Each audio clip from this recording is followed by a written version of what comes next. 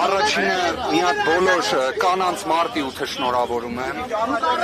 Կներեք ուշացման համար, որ ուշացման եմ շնորհավորում, առաջ եկա։ Շատ լավ, գործընկերներ ջան, այսօր ժամը 12-ից քննությունը սկսվել է։ Միջնորդությունը վերաբերում է տնային կալանքը որպես խափանման միջոց երկարաձգելը, որ պատկերացնեք հիմքերը եւ հիմնավորումները նույնպիսին են կամ այն նույն բովանդակությունը ունեն, ինչ երբ ներկայացվում էր, որ կալանքը կիրառվի որպես խափանման միջոց։ Այսինքն նույն բառերն են, ուղղակի վերջում տնային կալանք բառն է օգտագործվում։ Սա ինչի համար եմ վկայակոչում, որ պատկերացնեք, որ թե կալանքը 7 ամիս տևած, թե տնային կալանքը 2 ամիս տևած, ոչ մի հիմնավորում անհրաժեշտ չունի։ Պարզապես խափանման միջոց նման ինտենսիվության չի կարող կիրառվել իրավաչափության սահմաններում։ Այն, որ այս քրեական վարույթը պետք է կարճվի, դա էլ է ակնհայտ։ Ուղղակի այլևս այս քրեական վարույթը զուտ մի պրիմիտիվ քաղաքական հետապնդում չէ։ Այս միջնորդությունը այլևս վերաբերում է Հայաստանում քաղաքական գործընթացներին, հավասարությանը, արդարությանը կամ դրա խաթարմանը։ Այստեղ երկրորդ կարծիք չկա։ Որովհետև այն ժամկետը, որով խնդրում են, որ տնային կալանքը երկարաձգվի, ուղիղ 1 ամսով, ուղիղ միջամտում է քաղաքական պրոցեսների, ուղիղ այս պայդրությամբ դատարանը հայտարարել է ընդմիջում ժամը 20:00-ին կշարունակվի դատական ինչ բանով է, որ այսինքն հարցազրույցի մասով է ըստ էության հայտնի հարցազրույցը այն է, մեր ձևով կմասնակցենք եկեղեցու պաշտպանությանը, նախադասության համար քրեական վարույթը նույն կերպ պահպանվում է։ Կան արդյոք այլ մեղադրանքներ, 2 տնտեսական բնույթի մեղադրանքներ կային, որոնցից 2-ն էլ առաջին ատյանի վերաքննիչ դատարանների կողմից հիմնավոր կասկածի բացակայությամբ արձանագրվել էին, որ անդիմն են, միաժամանակ Վճռաբեկ դատարանը 1 դեպքի վերաբերյալ գտել էր, որ հիմնավոր կասկածը կա։ Հիշում եք այդ պատմությունը, որ նույնիսկ դատախազները կարողացել էին արձեռն ստանալ այդ որոշումը, երբ մենք նույնիսկ տեղյակ չէինք, որ նման որոշում հրապարակվել է։ Այնուհետև նույն Վճռաբեկ դատարանը երկրորդ տնտեսական բնույթի մեղադրանքի վերաբերյալ արձանագրեց հիմնավոր կասկածի բացակայությունը։ Պատկերացրեցիք, այսինքն Վճռաբեկ դատարանը 1 տնտեսական բնույթի մեղադրանքի վերաբերյալ գտավ, որ իբրև կա այդ հիմնավոր կասկածը, թեև դրա նվազագույն շանսը չէի պատկերացնում, ոնց կարող էր լինել, եւ դրան համարժեք մեկ այլ աբսուրդային մեղադրանքով գտավ, որ հիմնավոր կասկած չկա։ Հետևաբար ամփոփելով, այո, հարցազրույցն է հիմնական մեղադրանքը։ Իսկ թե հարցազրույցի պահպանման անհրաժեշտությունն էլ է վկայակոչվում է հենց դրանով։ Եվ իդեպ ասեմ ձեզ անկեղծորեն, երբ հարցնում եմ քննիչին, օրինակ, երբ Սամվել Կարապետյանը ասել է, որ միշտ եղել եմ հայ եկեղեցու եւ հայ ժողովրդի կողքին, դա հանդիսանում է իշխանությունը բռնությամբ զավթելու կոչ, օրինակ այդ բառերը ասելը, վերջինիս պատասխանը այնպիսին էր, որ այո, այն եւս կարող է հանդիսանալ, քանի որ ամբողջ կոնտեքստը պետք է հաշվի առնել։ Հետևաբար,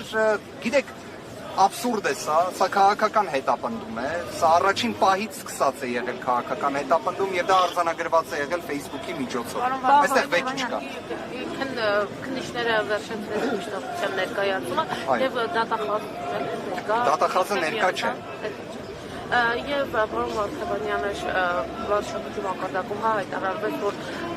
Սամվել Կարապետյանը այո կարող է վերցնել հեռախոսը, տեսանյութերով, տեսաուղերձներով հանդես գալ։ Միշտ է քիչ առաջ Նարեկ Կարապետյանն ասաց, որ այդ հարցով դիմել են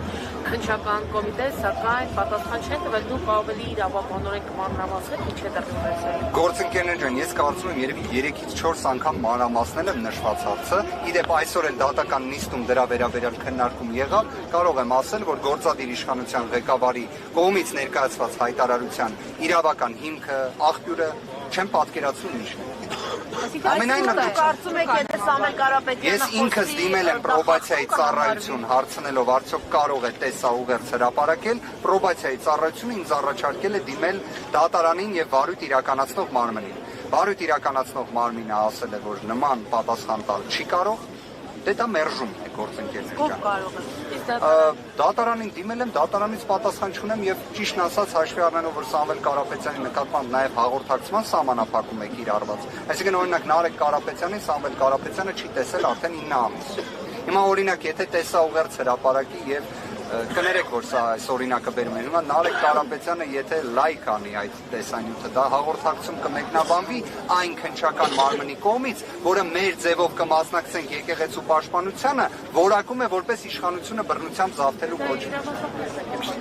Դե ես կարծում եմ իրավապահների պատասխան չտալը նշանակում է, որ պարզապես սա լրիվ այլ նպատակի է։ Իսկ որոշման հրապարակման հետ կապված կարող եք ասել, երբ կլինի արդեն հրապարակումը։ Ժամը 8-ին վերսկսվելու է դատական նիստը, շարունակվելու է։ Եկեք սպասենք կտեսնենք։ Պարոն Վարդանյան, դատարանը այլևս քանի անգամ կարող է կիրառել կալանքը որպես խափանման միջոց։ Քանի անգամ է մնացել դատարանում այս օրենքի։ Քրեական վարույթը ունի ժամկետ առավելագույն այն 10 ամիսն է։ Այս վարույթը 10 ամսից ավելի չի կարող տևել։ Իդեպ մեր ձևով կմասնակցենք եկեղեցու պաշտպանությանը, իշխանությունը բռնությամբ զավթելու կոչ մեղադրանքի տեսանկյունից, քանի որ այն միջին ծանրության ենթադրյալ արարք է 5 ամիս։ Հենց այդ իսկ պատճառով էր ավելացվել այս տնտեսական բնույթի մեղադրանքները, որ կալանքը հնարավորինս երկար տևի։ Բոլորը դա գիտեն։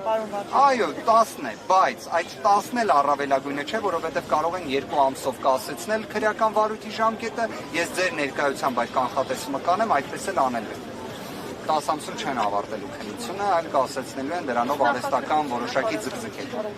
Հենց նախաքննությանն է վերաբերում։ Քրեական վարույթի ժամկետը ըստ էության նախաքննության մասին է ընդհանուր առմամբ։ Շնորհակալություն։ Ես եմ շնորհակալ գործընկերներին։